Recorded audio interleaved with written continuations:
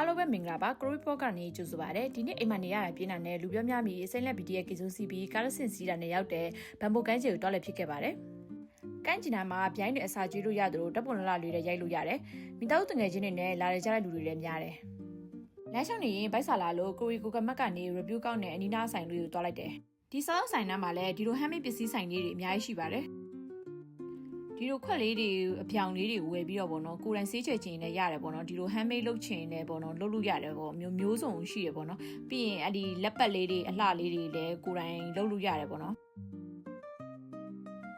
ဆိုင်ကိုတွားလိုက်ပါတယ်ဆိုင်လေးကအပန်းဖြေလို့ကောင်းပြီးဓာတ်ပုံလေးတွေရိုက်ခရိုဝီတို့ဘိုကင်အရင်ပေးအပေါ်ထက်မှာနေရာယူမှာပြီးတော့ထိုင်စားတယ်ပေါ့နော်ပြီးတော့ဓာတ်ပုံတွေရိုက်တယ် view တွေကြည့်တယ်ပေါ့နော်ပြီးတော့မိသားစုတွေနဲ့စကားပြောပြီးတော့ပေါ့နော်စားတယ်တောက်တယ်ပေါ့နော်ပြီးတော့ဒီဆိုင်လေးပေါ့နော်မိသားစုတွေတငယ်ချင်းတွေနဲ့လာထိုင်စားတဲ့ဆိုင်လို့မြင်မိတယ်ပြည့်မှာဘယ်တော့မှမသိဘူးဆိုရင်တော့ဒီနေရာလေးကိုညွှန်ပေးပါတယ်။ကန်းချီမှာလေတဖြူးဖြူးနဲ့လေငင်းခံပြီးရင်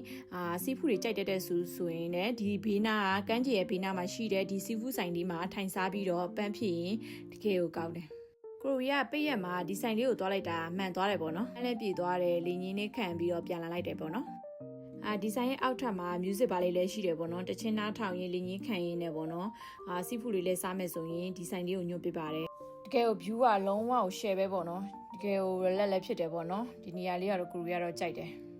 အောက်ထပ်မှာလည်းပေါ့နော်ဆိုင်အတွင်းဘက်တွေမှာဒီလိုမျိုးတွေအလှဆင်ထားပါတယ်ဓာတ်ပုံတွေရိုက်လို့ရပါတယ်မောင်လာလို့အိမ်ပြန်တော့မယ် Chloe Pro လေးကိုအဆုံးထိကြည့်ပေးလို့ကျေးဇူးတင်ပါတယ် see you in the next vlog bye bye